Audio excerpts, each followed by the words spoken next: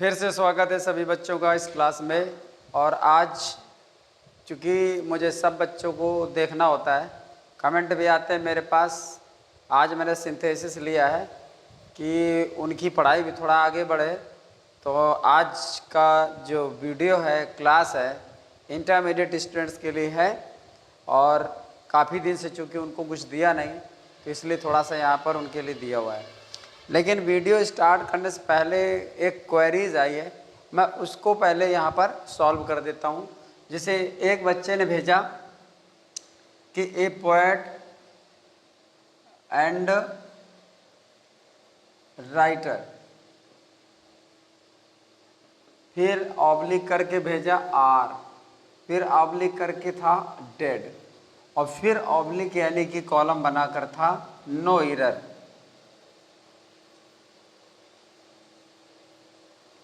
देखिए, उसका कहना ये था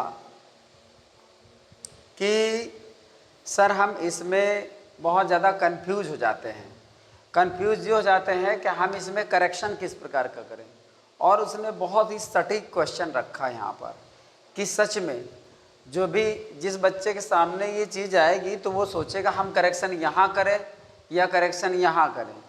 मतलब उसमें ये दिया होगा कि option A, option B, option C और ऑप्शन डी। तो उसमें ये हो जाता है अगर पेपर में आए कि हम उसको कहाँ पर, मतलब कौन सा ऑप्शन सेलेक्ट, जो कि बनाना हो तो वो कोई भी दोनों तरफ से बना सकता है, क्योंकि यहाँ पे ए लगा सकता है या आर को हटाकर इज कर सकता है। बात यहाँ पर सेलेक्ट करने की है कि वो कौन सा ऑप्शन सेलेक्ट करे। तो मेरा कहना ये है कि वो ऑप्शन सेलेक्ट करे बी का, क्योंकि ये वर्ब डिमांडिंग क्वेश्चन है। वो तो सब्जेक्ट उसने दे ही दिया, सब्जेक्ट वर्ब एग्रीमेंट के हिसाब से वो देता है। ज़्यादा परसेंटेज इसी का जा रहा है कि अगर ए पोएट एंड राइटर है तो आर वर्ब आएगी कि इज वर्ब आएगी, क्योंकि इसके अकॉर्डिंग इधर को नहीं पूछेगा, वह इसके अकॉर्डिंग इधर को पूछेगा। 100% यहाँ पर इसी को आपको सेलेक्ट करना है। हमेशा याद रखिए सब्जेक्ट वर्ब एग्रीमेंट के। अच्छा, इसमें एक चीज़ यही है कि सेंटेंस को हम जब पढ़ते हैं तो दिखता है कि सेंटेंस में क्या होना चाहिए। ये यहाँ पर रिक्वायरमेंट नहीं है कि यहाँ आर लगा तो ए कर दीजिए। हम कर सकते हैं जब हमको करना हो, लेकिन चूंकि हमें ऑप्शन सेलेक्ट करना है इसलिए हमें ऑप्शन बी सेलेक्ट करना चाहिए, क्योंकि हमें यहाँ पर सबसे पहले जो ज़्यादा मतलब उम्मीद दिखती है वो आर को इज करने की दिखती है। हमेशा इस बात को ध्यान रखिए। तो यहाँ पर आपको इसमें कुछ नहीं करना है, ये ऑप्शन नहीं सेलेक्ट करना है, आपको ऑप्शन सेलेक्ट करना है बी। यहाँ पर आपको इज होना चाहिए, क्योंकि सेलेक्ट करना है। अगर हमको खुद ही फॉर्म करना हो, सेंटेंस को बनाना हो, तो वो बात अलग हो जाती है। तो हमेशा इसको ध्यान रखिए, आप इसको सेलेक्ट करिए। ये वर्ब डिमांडिंग क्वेश्चन होता है, क्योंकि जो हमें दिख रहा है, भाई ऐसा होता है ना कि सेंटेंस में जो चीज़ ज़्यादा दिखती, जिसका रेशियो ज़्यादा होता है, उसी को सेलेक्ट किया जाता है। दिख यहाँ भी रहा है, पढ़ने वालों को यहाँ भी दिखेगा, लेकिन ये होता है कि वो कहता है जब स्टार्टिंग यहाँ से और इसके बाद इसको लगा दिया गया तो ये तो बिल्कुल सही है, लेकिन जब इसके बाद इसका नंबर आया तो ये गलत क्यों कर दिया। बात समझना जरा। वो तो स्टार्टिंग यहाँ से कर रहा है, ये स्टार्टिंग यहाँ से नहीं हो रही है, स्टार्टिंग हो रही है यहाँ से, और जब यहाँ से हुआ तो उसने नेक्स्ट स्टेप, फर्स्ट स्टेप ये है, सेकेंड स्टेप ये है, तो फर्स्ट स्टेप में सही है। और जब ये लिख चुका तो फिर ये क्यों लगा दिया।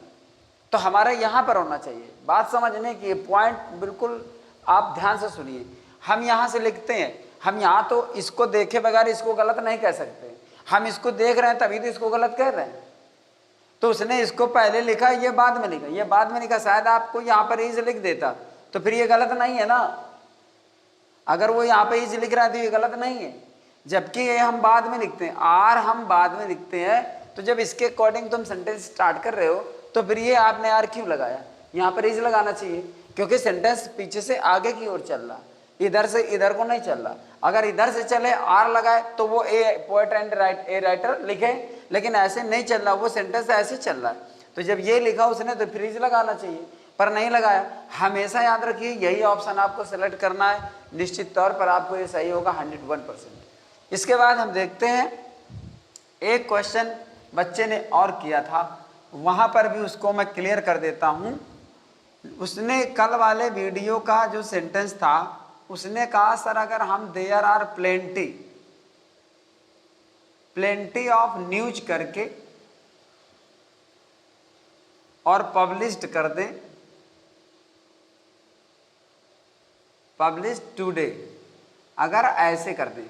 वहाँ पर मैंने बताया था देयर आर मैनी न्यूज़ था, तो मैंने लिखा था there are many items of news या there are many pieces of news.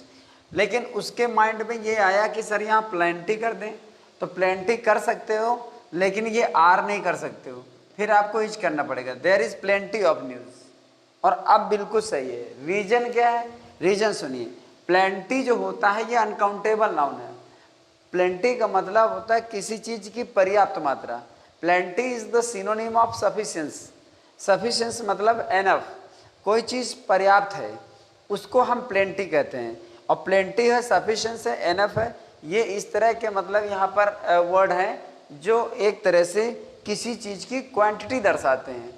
और जब वो क्वांटिटी दर्शाते हैं तो क्वांटिटी अनकाउंटेबल होता है। क्वांटिटी समझते हो ना, मात्रा, मतलब यहाँ पर जो न्यूज़ है, समाचार है, उसकी पर्याप्तता है। तो जब पर्याप्तता है तो आप काउंट नहीं कर सकते हो, उसको प्लूरल में ले सकते हो, इसलिए आपका अनकाउंटेबल रहेगा और सिंगुलर में आएगा। आप आर ना करिए, आपका सही है। अगर आर करते हो तो ये वर्ड यहाँ पर स्टेबल नहीं है, इसको हटाकर दूसरा लगाइए। There are many pieces of, there are many items of, ऐसे करिए। प्लेंटी है तो आपका इज आएगा, और अगर प्लेंटी नहीं है तो फिर कुछ भी सेंटेंस हो सकता है। अगर प्लेंटी ही लगाना है तो, अदरवाइज आपको मैं कल बता चुका हूँ, कोई प्रॉब्लम नहीं है। लेकिन प्लेंटी के साथ आर बिल्कुल मैच नहीं करेगा, इस बात को आप ध्यान रखना। अब चलते हैं टॉपिक की तरफ। टॉपिक आपका है नॉमिनेटिव एब्सोल्यूट, और ये आता है आपका रूल नंबर 3। मैं आपको 2 नंबर बता चुका हूँ, नंबर 1 पार्टिसिपल का प्रयोग करके और नंबर 2 इन्फिनिटिव का प्रयोग करके। तो यहाँ पर आपका 3rd नंबर आता है, 3rd रूल आता है नॉमिनेटिव एब्सोल्यूट। नॉमिनेटिव एब्सोल्यूट से सेंटेंस बनाने से पहले हमको ये जान लेना चाहिए व्हाट इज नॉमिनेटिव एब्सोल्यूट, यानी नॉमिनेटिव एब्सोल्यूट क्या है। नॉमिनेटिव का मतलब होता है सब्जेक्ट, और एब्सोल्यूट का मतलब होता है कंप्लीट। मतलब इसका हो गया आपका कर्ता, और इसका मतलब होता पूर्ण। आपने सुना होगा एब्सोल्युटली, जब बोलते हो सब लोग तो इट इज एब्सोल्युटली करेक्ट, और एब्सोल्युटली माने होता है पूरी तरह से। तो एब्सोल्यूट माने हो गया पूर्ण, अर्थात कंप्लीट। अब हम इसकी बात करते हैं। एब्सोल्यूट माने पूर्ण, जो पूर्ण है, जिसमें हर तरह की पूर्णता है, परफेक्ट है, वो किसी पर डिपेंड नहीं रहता। मतलब वो डिपेंड नहीं रहता, किसी पर आश्रित नहीं रहता, अर्थात वो स्वतंत्र रहता है।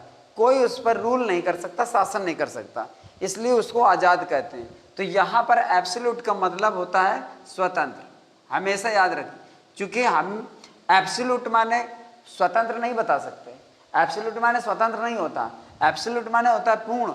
लेकिन जो पूर्ण होता है उसको किसी चीज़ की कमी नहीं है, किसी पर आश्रित नहीं है, तो वो स्वतंत्र होएगा ही, मतलब किसी पर डिपेंड नहीं है। तो जो डिपेंड नहीं है, आपने पढ़ा प्रिंसिपल क्लॉज, सबऑर्डिनेट क्लॉज। तो प्रिंसिपल क्लॉज जो होती है अनडिपेंडेंट क्लॉज होती है, वो किसी पर आश्रित नहीं होती, यानी स्वतंत्र क्लॉज होती है। और डिपेंडेंट क्लॉज होती है सबऑर्डिनेट क्लॉज, वो प्रिंसिपल क्लॉज पर आश्रित रहती है। तो वहां से आप आइडिया लगा सकते हो। तो कंप्लीट, एब्सोल्यूट माने कंप्लीट होता है, कंप्लीट माने पूर्ण होता है, जो पूर्ण होता है वो स्वतंत्र होता है, ऐसे इसका डीप सेंस है। तो इस बात को ध्यान रखना है कि यहाँ पर कंप्लीट का मतलब यानी एब्सोल्यूट का मतलब स्वतंत्र है, और सब्जेक्ट का मतलब कर्ता होता है। तो दोनों का मतलब हो गया कर्ता स्वतंत्र। अब कर्ता स्वतंत्र मीनिंग मैंने बता दी है। अब इसको सेंटेंस में कैसे हम क्या करते हैं, देखिए हमेशा याद रखिए कि नॉमिनेटिव एब्सोल्यूट से सिंपल सेंटेंस हम तब बनाते हैं जब हमारे पास डिफरेंट सब्जेक्ट दिया होता है। डिफरेंट सब्जेक्ट, जब 2 भिन्न भिन्न सब्जेक्ट यानी कर्ता दिए होंगे तब नॉमिनेटिव एब्सोल्यूट का प्रयोग किया जाता है। लेकिन इसमें भी एक सावधानी आपको बरतनी है। नॉमिनेटिव एब्सोल्यूट में आपका जो होता है वो कॉजल रिलेशन होता है। कॉजल रिलेशन का मतलब होता है कारण और परिणाम संबंधी, कारण और परिणाम, ये चीज़ यहाँ पर आती है। ये चीज़ आपको देखना पड़ेगा। देखिए यहाँ पर मैंने एग्जाम्पल लिख दी, यहाँ पर द पुलिस है, यहाँ पर द थीव्स है, यहाँ मीटिंग है, यहाँ ऑल है, यहाँ इट है सब्जेक्ट, यहाँ नो वन है, यहाँ पर माई पॉकेट है और यहाँ पर आई है, यहाँ पर द बैंक है, यहाँ पर आई है, यहाँ पर लीडर है और यहाँ पर द फॉलोअर्स है। ऐसे करके इसमें सभी जितने सेंटेंसेस दिए हैं ये नॉमिनेटिव एब्सोल्यूट से रिलेटेड हैं और इन सब में आपको प्रत्येक वाक्य में दोनों में सब्जेक्ट भिन्न भिन्न मिलेगा। जब ये सिचुएशन, जैसे मान लीजिए यहाँ पर लिखा है ही सा मी और आगे ही बिकेम ग्लैड, तो इसमें आपका प्रेजेंट पार्टिसिपल बनेगा, यानी पहला नंबर नियम लगेगा। पार्टिसिपल का प्रयोग करके सिंथेसिस करना, सिंपल सेंटेंस बनाना। यहाँ पर ये नियम नहीं लगेगा, क्यों? यहाँ पर दोनों सब्जेक्ट आपका एक है। अब यहाँ पर हम ये भी लिख सकते हो कि यहाँ पर लिख दिया मुकेश, मुकेश सामी, ही बिकेम ग्लैड, मुकेश ने मुझे देखा वो खुश हो गया, तो यहाँ पर मुकेश ही तो ही है, तब भी यहाँ पर दोनों सब्जेक्ट एक ही हैं। तो यहाँ पर आपको ये वाला रूल फॉलो नहीं करना है। यहाँ पर हो जाएगा सीइंग मी मुकेश बिकेम ग्लैड, तो यहाँ पर ये नियम नहीं लगेगा, क्योंकि ये नियम इस वजह से बना है कि जब ये दोनों सब्जेक्ट एक ही होते हैं तब हम आपको पार्टिसिपल से सेंटेंस जोड़ना बता देते हैं और जुड़ भी जाता है।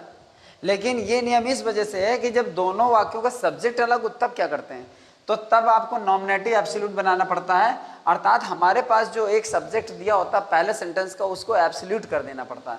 एब्सोल्यूट माने क्या होता है? फ्री कर देना पड़ता है, मतलब वो जो है पूरी तरह से जितना सेंटेंस दिया होता है उससे फ्री हो जाता है। तो यहाँ पर देखिए समझना है, कॉजल रिलेशन होता है। कॉजल रिलेशन का मतलब होता है कारण और परिणाम संबंधी, कारण परिणाम बताता है। यहाँ पर देखिए the police arrived the thieves ran away, police आ पहुंची चोर भाग गए।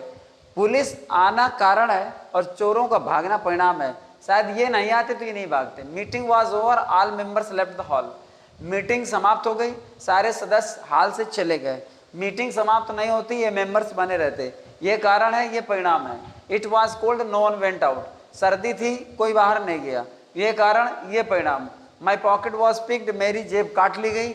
आई had no money for the bus fare, bus के किराए के लिए मेरे पास पैसा नहीं था, ये कारण, परिणाम ये निकला। इसके बाद the bank was closed, I could not withdraw money, bank बंद थी, मैं धन नहीं निकाल सका, ये कारण, ये परिणाम। तो इसी तरह से हर एक में कारण और परिणाम होगा। लेकिन be aware from this trick और दिस टाइप ऑफ सेंटेंस, जैसे आ जाए आई सा ए गर्ल, ठीक है ना, और हम कहें she was carrying a basket on her head. आपका जब ये सेंटेंस आएगा तो यहां पर भी देखिए सब्जेक्ट अलग है। मैंने एक लड़की देखी, वह अपने सिर पर एक टोकरी ले जा रही थी, सब्जेक्ट अलग है, लेकिन पॉइंट पकड़ना कैसे है? देखिए मैं सब कुछ बता दे रहा हूं, बाद में आप धोखा मत खाइए। डिफरेंट सब्जेक्ट होते हैं, कारण और परिणाम दिखाई देता उनमें, एक रीजन होता है, एक उसका रिजल्ट होता है, ठीक। यहाँ पर भी डिफरेंट सब्जेक्ट हैं, लेकिन हमें ये देख लेना है कि इनमें रीजन और इफेक्ट है कि नहीं है, कारण और परिणाम है कि नहीं, रीजन और रिजल्ट है कि नहीं है। तो यहाँ पर मैंने एक लड़की देखी, वह अपने सिर पर एक टोकरी ले जा रही थी। मैंने लड़की देखी रही, तो टोकरी ले जाने का कारण मेरा देखना नहीं है, बस मैंने देखा और वो उस सिचुएशन में देखा, मतलब there is no causal relation. यहाँ पर कारण और परिणाम संबंधी कुछ भी नहीं है, इसलिए ये आपका नॉमिनेटिव एब्सोल्यूट से नहीं बनेगा। ये किस नियम से बनेगा? ये बनता है कि जब आप कोई सेंटेंस देखें और उसमें अगर कोई ऑब्जेक्ट दिया है और अगर उस ऑब्जेक्ट का संबंध किसी पार्टिसिपल से है, या आप कह सकते हो जब किसी पार्टिसिपल का संबंध उस ऑब्जेक्ट से होता है, तो ये पार्टिसिपल उठाकर उसी ऑब्जेक्ट के पास से रखकर सेंटेंस बनाते हैं। अर्थात आप सेंटेंस बनाओगे आई सा a girl carrying a basket on her head. और ये चीज मैं बता चुका हूं पहले वाले वीडियो में, पार्टिसिपल वाले में। आई सा a man he was smoking cigarette, मैंने एक आदमी देखा वो सिगरेट पी रहा था, तो आई सा ए मैन स्मोकिंग सिगरेट, मैंने एक सिगरेट पीते हुए आदमी को देखा। मैंने एक लड़की को अपने सिर पर एक टोकरी ले जाते हुए देखा। सिंपल सेंटेंस, सिर्फ एक ही फाइनाइट वर्ब है यहाँ पर। ये फाइनाइट वर्ब जो थी हमने इसको ये क्या बना दिया, प्रेजेंट पार्टिसिपल बना दिया। तो यहाँ पर कैरिंग का संबंध गर्ल से, ले जा रही थी, ये लड़की ले जा रही थी, तो यहाँ पर आपका ये प्रेजेंट पार्टिसिपल से ये सेंटेंस आपका बन गया।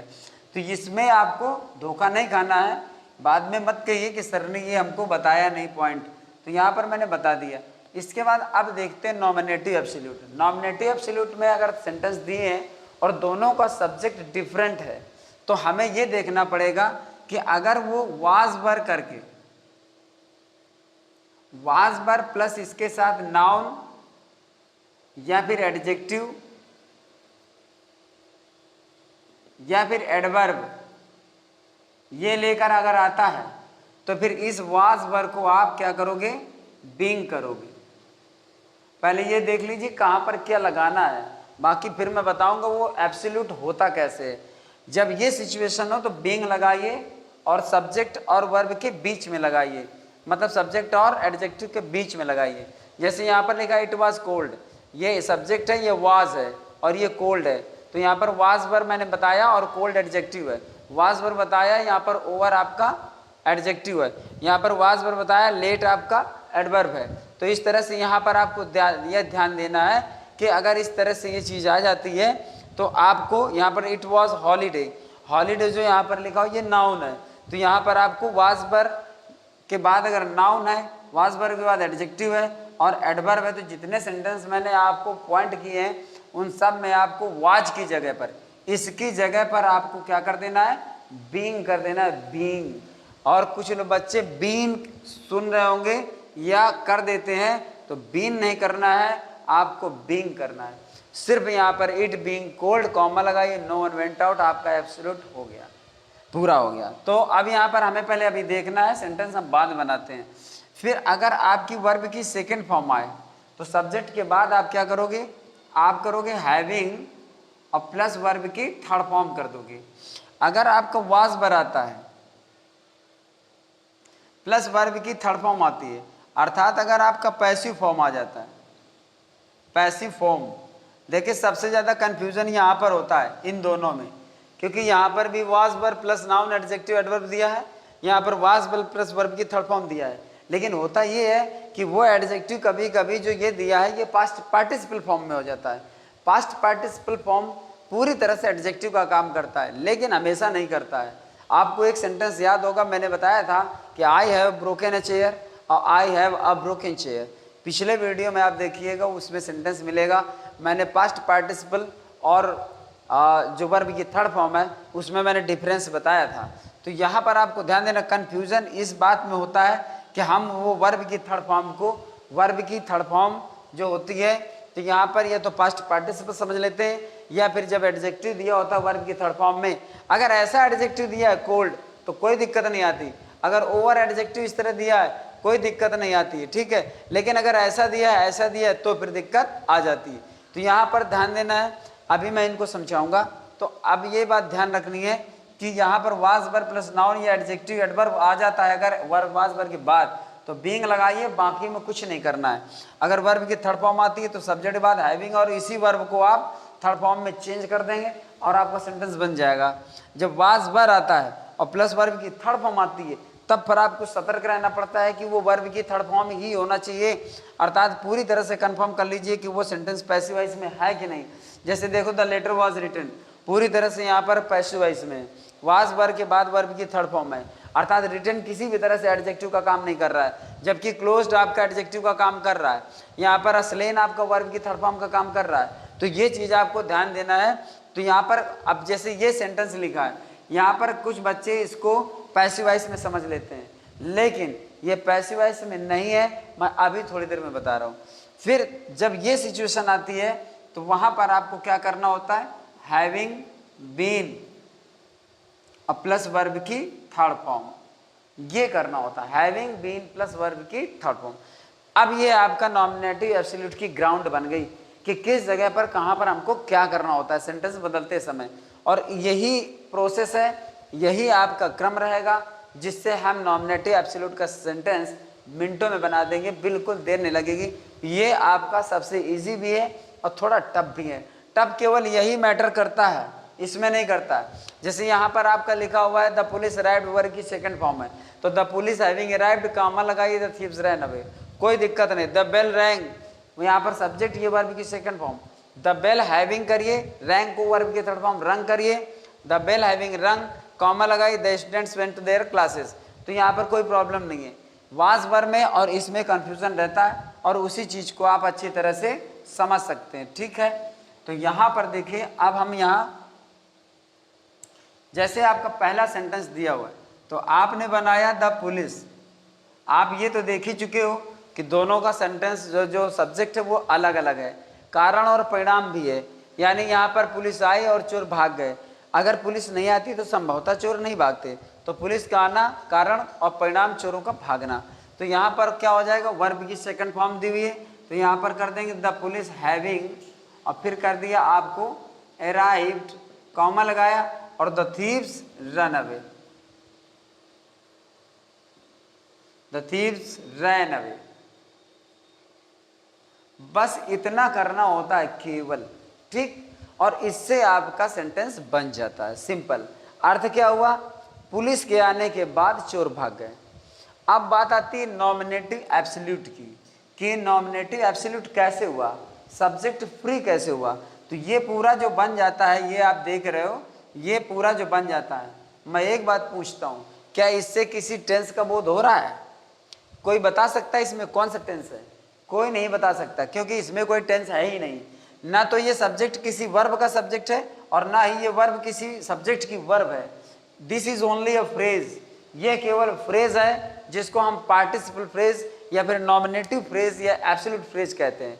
जब मैंने फ्रेज पढ़ाया है तो वहाँ पर आपको नॉमिनेटिव एब्सोल्यूट फ्रेज भी पढ़ाया होगा। वहाँ आप फ्रेज वाला कॉलम निकाल कर देखेंगे तो वहाँ पर एक सेंटेंस जरूर होगा। तो ये आपका एब्सोल्यूट फ्रेज है। एब्सोल्यूट फ्रेज का मतलब ये जो सब्जेक्ट है, देख रहे हो, ये वही सब्जेक्ट है जो आपका इस सेंटेंस से, इस वाले से बिल्कुल पूरी तरह फ्री हो गया। अर्थात इस वर्ब का इस सब्जेक्ट से या इस वर्ब का इस सब्जेक्ट से कोई रिलेशन नहीं है, ये पूरा फ्रेज हो गया। इसका अर्थ क्या निकालेंगे हम? इसका ये तो नहीं निकालेंगे कि चोर भाग गए, हम अर्थ निकालेंगे कि चोर पुलिस के आने के बाद। हम इसका अर्थ ये नहीं निकालेंगे कि पुलिस आ गई, ये अर्थ निकालेंगे कि पुलिस के आने के बाद। तो ये फ्रेज ही तो हुआ, सेंटेंस कहाँ हुआ? कहीं से सेंटेंस कंप्लीट नहीं हो रहा है, ना किसी टेंस की पहचान बता रहा है। तो ये आपका बन जाता है फ्रेज, और इसी को नॉमिनेटिव एब्सोल्यूट फ्रेज कहते हैं, ठीक। तो ये बन गया फ्रेज, अर्थात फ्रेज में आपका ये पार्टिसिपल आ गया। पार्टिसिपल किसका भाग है? वो पार्टिसिपल आपका नॉन फेनेट का भाग है। अर्थात नॉन फेनेट के तीन भाग, इन्फिनिटिव, जिरेंड और पार्टिसिपल। तो नॉन फेनेट क्या है? फ्री वर्ब को नॉन फेनेट कहते हैं। नॉन फेनेट की परिभाषा मैं पहले भी बता चुका हूँ, वहाँ पर आप सिंथेसिस में सुन सकते हैं। तो यहाँ पर ये बन गया फ्रेज। तो अब आपका सब्जेक्ट ये बना और ये इसकी वर्ब बन गई। एक ही फाइनाइट वर्ब है, इसका सब्जेक्ट ये है और इस सब्जेक्ट की वर्ब ये है, यहाँ से कोई मतलब नहीं। तो ये सब्जेक्ट जो होता है पूरे सेंटेंस से बिल्कुल फ्री हो जाता है, आज़ाद हो जाता है। इस सब्जेक्ट का किसी वर्ब से, किसी अन्य पार्ट से कोई रिलेशन नहीं है, बिल्कुल स्वतंत्र है। लेकिन अर्थ तो हम लेंगे। तो पुलिस के आने के बाद चोर भाग गए, इसी को कहते हैं नॉमिनेटिव एब्सोल्यूट। तो यहाँ पर आपका ये पहला सेंटेंस हो गया। इसके बाद हम दूसरा लेंगे, तो दूसरा आपका बन जाएगा द मीटिंग, और कर देंगे वाज की जगह बीइंग, क्योंकि जब वाज वर्ब के बाद एडजेक्टिव होता है कोई तो बीइंग लगाते हैं। यहाँ पर ओवर बना रहेगा, कॉमा लगा देंगे और लिख देंगे all members left the hall. ये बन गया। अब इसी को देख लीजिए, ये इसको प्रेजेंट पार्टिसिपल कहते हैं। बी की फर्स्ट फॉर्म में आईएनजी लगा हुआ है। Was verb is am are की फर्स्ट फॉर्म होती है बी, और हम वाज में कभी आईएनजी नहीं लगा सकते हैं, इसलिए हमें बी में जाना पड़ेगा फर्स्ट फॉर्म में, और उसमें आईएनजी लगेगा। ये बन गया प्रेजेंट पार्टिसिपल। और ये हो गया मीटिंग समाप्त होने पर। अब इसमें के बाद का सेंस नहीं लगेगा, के बाद का सेंस निकलता हैविंग पे। यहाँ पर हो जाएगा मीटिंग समाप्त होने पर सारे मेंबर हॉल से चले गए।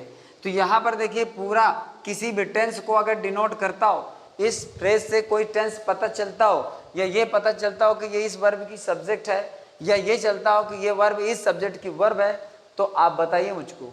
बिल्कुल पता नहीं चलता। This is only participle phrase which is called nominative absolute phrase. यही पार्टिसिपल फ्रेज है और इसी को हम एब्सोल्यूट फ्रेज भी कह सकते हैं। तो यहाँ पर ये आपका बन गया ए। अब देखिए यही एक फाइनाइट वर्ब है और यही एक सब्जेक्ट है।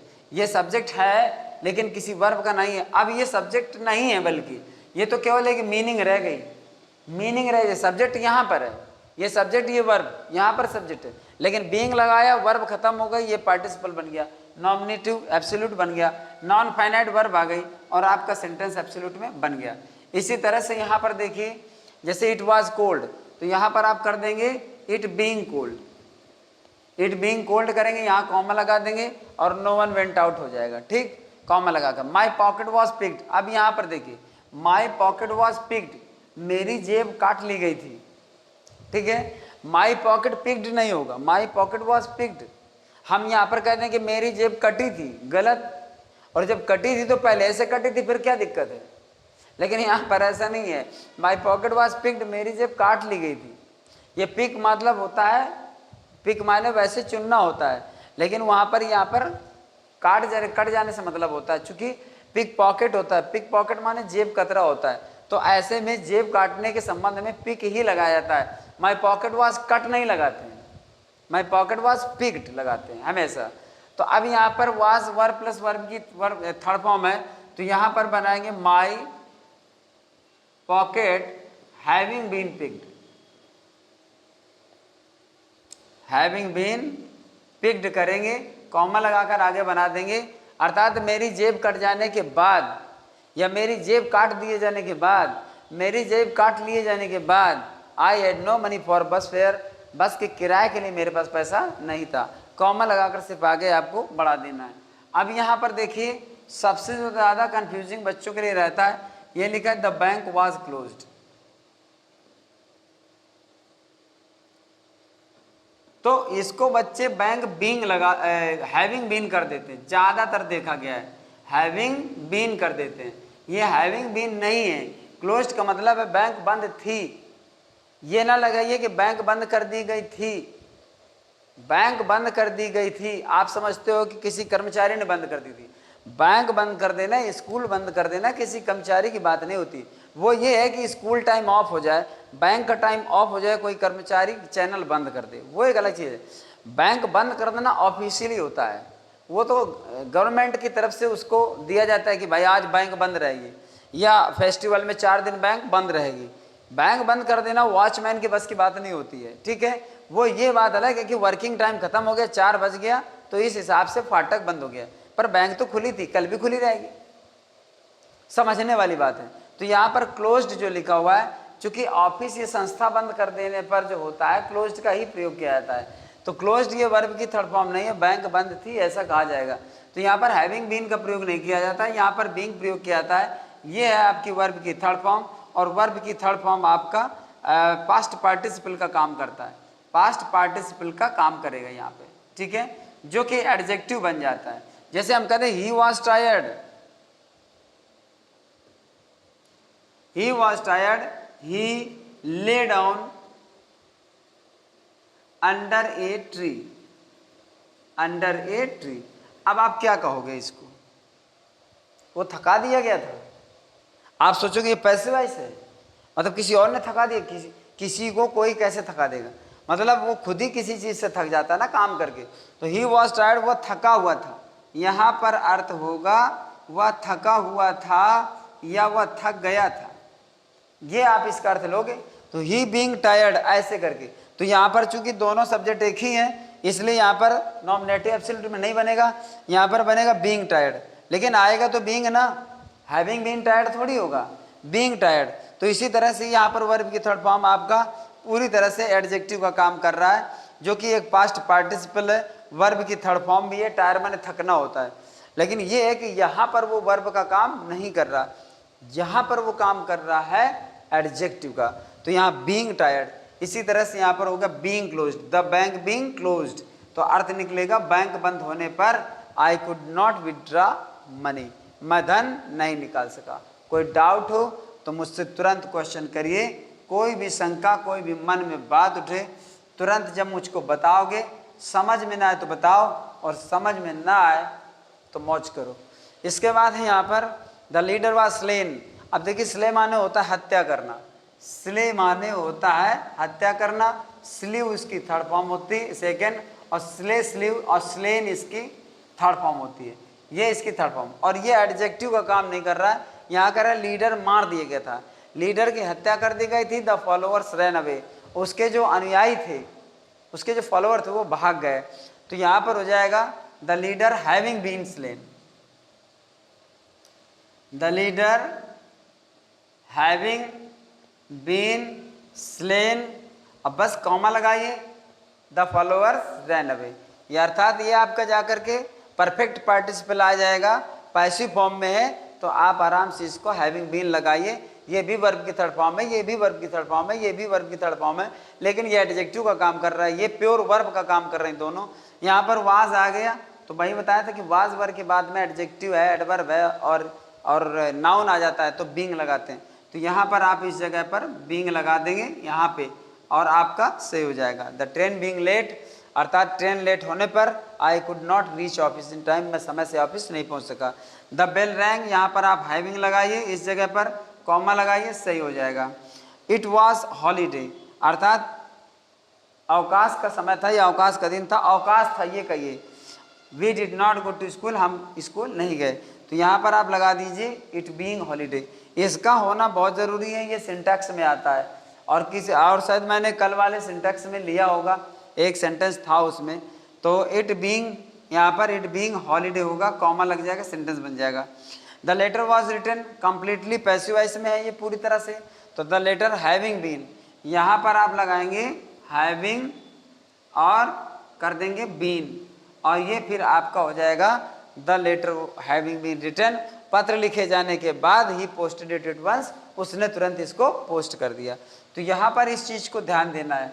अब मैं एक तरीका और बता देता हूँ, ये नहीं है कि इन सबको नॉमिनेटिव एब्सोल्यूट में ही बनाया जा सकता है, लेकिन ये था नॉमिनेटिव एब्सोल्यूट का नियम, ये एब्सोल्यूट नॉमिनेटिव एब्सोल्यूट को बनाने का तरीका।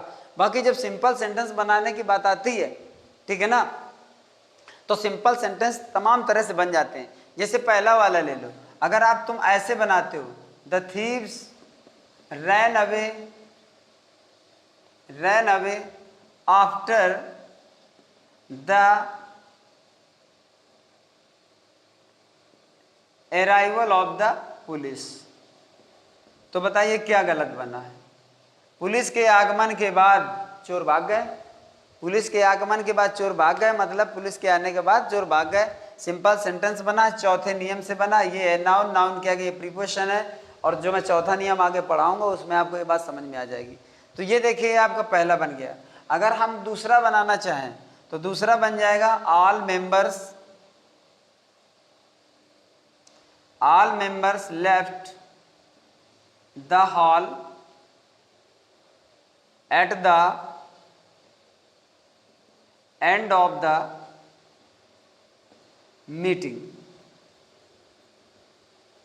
मीटिंग के अंत पर, चूंकि कह रहा है मीटिंग समाप्त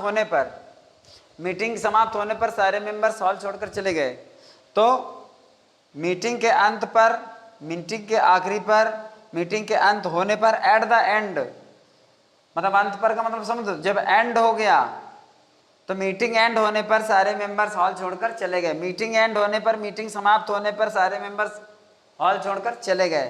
that is completely simple sentence, पूरी तरह से आप कह नहीं सकते हो। ये लिखा it being cold no one went out, इसके कई तरीके और हो जाते हैं। तो यहाँ पर जैसे यहाँ पर लिखा हुआ है कि इट बीइंग कोल्ड, अच्छा ये चीज़ ज़रूरी है बता देना कि कभी कभी कुछ सारे सेंटेंस, जैसे मान लो ये है, ठीक है ना, कोई ज़रूरी नहीं कि हर सेंटेंस को कन्वर्ट करके दूसरे में बनाया जा सके, कभी कभी नहीं बनते हैं। जैसे हम इसको अगर बनाना चाहें तो शायद नहीं बनेगा, ज़बरदस्ती नहीं। ये संभव तब होता है जब हम किसी चीज़ को नाउन में कन्वर्ट कर लेते हैं। नाउन में कन्वर्ट, जैसे अराइव्ड का आपका अराइवल बन गया, मीटिंग वाज ओवर को हमने पूरा आपको नाउन दे दिया, ठीक है। अब कोई जरूरी नहीं कि जैसे यहाँ पर इट बीइंग कोल्ड, अब नो वन वेंट आउट जैसे यहाँ पर लिखा हुआ है, तो इसको हम बना सकते हैं, कोई ऐसी बात नहीं है। जैसे सिर्फ लिख दिया नो वन वेंट आउट, ठीक है, और लगाया due to cold. Due to माने होता है के कारण, सर्दी के कारण कोई बाहर नहीं गया, सर्दी होने पर कोई बाहर नहीं गया। It being cold no one went out, सीधे बन गया सेंटेंस। तो बनाया जा सकता है, लेकिन आप हर सेंटेंस पर वो चीज़ नहीं लगा सकते हो। The followers ran away after the murder of the leader बन जाएगा, स्लेन का नाउन नहीं बनेगा, ठीक है ना। तो यहाँ पर कुछ चीज़ें ऐसी होती हैं जैसे हम उसको बना नहीं सकते हैं, पर हम अगर उसको किसी तरह से ये जानते हो, देखिए ये हो गया एक्सपेरिमेंट्स। अगर एक्सपेरिमेंट आप करते हो तो तभी करो जब आप उसको जानते हो कि हाँ अराइवल नाउन है, ड्यू टू कोल्ड करके बना सकते हैं, मीटिंग वाज ओवर को at the end of the meeting कर सकते हैं, फुली कॉन्फिडेंट हो, तब आप इस ट्रिक को इस्तेमाल करो, वरना ये आपका नॉमिनेटिव एब्सोल्यूट का तरीका सिंपल सेंटेंस बनाने के लिए पर्याप्त है। अब एक ज़रूरी चीज़ है, सेंटेंस बिल्कुल लास्ट में मैं आपको बता रहा हूँ, सिंटैक्स में पूछा जाता है इस तरह के सेंटेंस, ये इट वाले ऐसे पूछे जाते हैं, क्योंकि वो क्या करता है, वो कर देता है बीइंग हॉलीडे, ठीक, और कर दिया I did not go to school. I हो या वी हो कोई मतलब नहीं, did not go to school. बात यहाँ पर आती है, यहाँ सब्जेक्ट अलग था, यहाँ भी सब्जेक्ट अलग था, यहाँ सब्जेक्ट अलग था, ठीक। आपने क्या कर दिया, जब हम बीइंग लगाते हैं तो इट हटाते तो नहीं है ना, इट बीइंग हॉलीडे करते हैं, इट बीइंग कोल्ड करते हैं, इट हटाया नहीं जाता। लेकिन जब वो सिंटैक्स पूछता है तो इट को गायब कर देता है। अब इट को गायब होने पर भी हमारा सेंटेंस का सेंस निकल आता है। सेंस निकल आता है इसलिए क्योंकि इट का कोई सेंस नहीं होता, इट हटाने पर भी हमारा वाक्य का अर्थ निकलता है, मतलब अवकाश होने पर हम स्कूल नहीं गए। लेकिन ये सेंटेंस पूरी तरह से गलत होता है, क्योंकि जब इस सेंटेंस को हम फिर से अलग करेंगे तो आपको सब्जेक्ट इट लेना पड़ेगा, अर्थात यहाँ पर आपको इट लगाना पड़ेगा, तभी आपका ये सेंटेंस सही होता है, क्योंकि ये सेंटेंस में पहले से दिया होता है।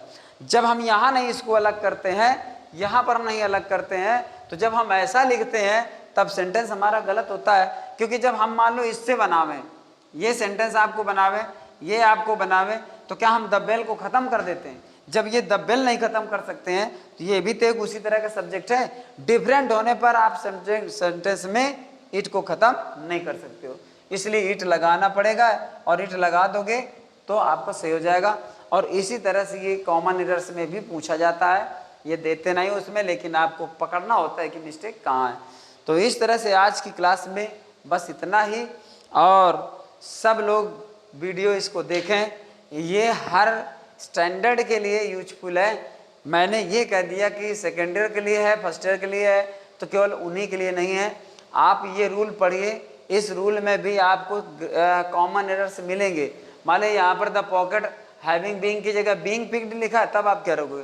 जब यहाँ पर द बैंक वाज क्लोज्ड की जगह the bank having been closed लिखा है, तब आप क्या करोगे? मिस्टेक तो होगी, द बैंक बीइंग क्लोज्ड होना चाहिए, the pocket my pocket having been होना चाहिए। तो ये डिफरेंस आपको मिलेंगे, और जब मिलेंगे तो आप नहीं कर पाओगे, नहीं कर पाओगे मतलब दिक्कत की बात है। इसलिए इनको देखना बहुत ज़रूरी है, हर स्टैंडर्ड का बच्चा देख सकता है। और ग्रामर में ऐसा कुछ है ही नहीं, मैं तो ये नहीं समझ पाता कि कुछ बच्चे कुछ वीडियो नहीं देखते हैं। ग्रामर में कोई हमको बताए कि कौन सी ऐसी चीज़ है जो वो सेकेंड ईयर या फर्स्ट ईयर या हाई स्कूल या 9th के लिए आवश्यक नहीं है, या फिर 9th या हाई स्कूल या फर्स्ट ईयर या सेकेंड ईयर वाला मैटर वो कंपटीशन वाले बच्चों के लिए आवश्यक नहीं है। पूरी इंग्लिश एक है, कॉमन एरर्स सिंटैक्स से ही बनते हैं, सिंटैक्स ग्रामर से ही बनती है। इसलिए आप वीडियो सब देखते रहिए, मुझको क्वेरी भेजते रहिए, कमेंट और शेयर करते रहिए, और पूरी तरह से आप इसको लाइक भी करते रहिए, और बिल्कुल मैं अपलोड करता रहूँगा और आप एंजॉय करते रहिए। जय हिंद, जय भारत।